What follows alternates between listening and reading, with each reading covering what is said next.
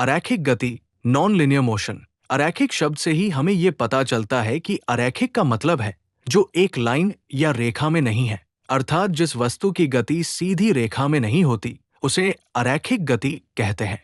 अरैखिक गति 4 प्रकार की होती है: दोलन गति, वृत्तीय गति, सरल आवर्त गति और यादृच्छिक गति। आइए सबसे पहले देखें कि दोलन गति क्या है। दोलन गति: जब आप झूले पर झूलते हैं तो झूला कैसे चलता है? झूले पर झूलते समय झूला एक सिरे से दूसरे सिरे तक जाता है या आगे पीछे झूलता है। बिल्कुल सही। झूला एक सिरे से दूसरे सिरे तक और दूसरे सिरे से वापस पहले सिरे तक जाता है। इसके एक चक्कर में लगभग समान समय ही लगता है। इसलिए झूले की इस गति को दोलन गति कहा जाता है, अर्थात दोलन से उत्पन्न गति को दोलन गति कहा जाता है। आइए दोलन गति के कुछ और उदाहरण देखें।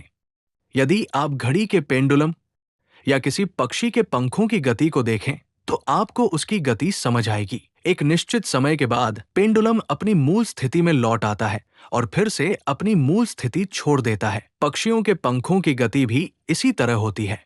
इसी प्रकार सिलाई मशीन की सुई भी कपड़े में प्रवेश करने के बाद वापस ऊपर चली जाती है और एक निश्चित समय के बाद फिर से कपड़े में प्रवेश कर जाती है।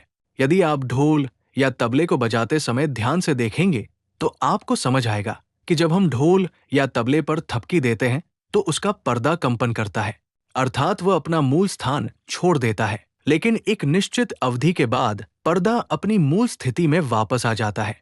मसाला पीसते समय मशीन के दोनों ब्लेड बिल्कुल समान दूरी पर एक के बाद एक ऊपर और नीचे आते रहते हैं। तो इन उदाहरणों से आप दोलन गति की अवधारणा को समझ गए होंगे। वृत्तीय गति। अब देखते हैं कि वृत्ताकार गति क्या है। हम घड़ी की सुइयों, पंखों को चलते हुए देखते हैं। वे कैसे चलते हैं? गोल गोल। बिल्कुल सही।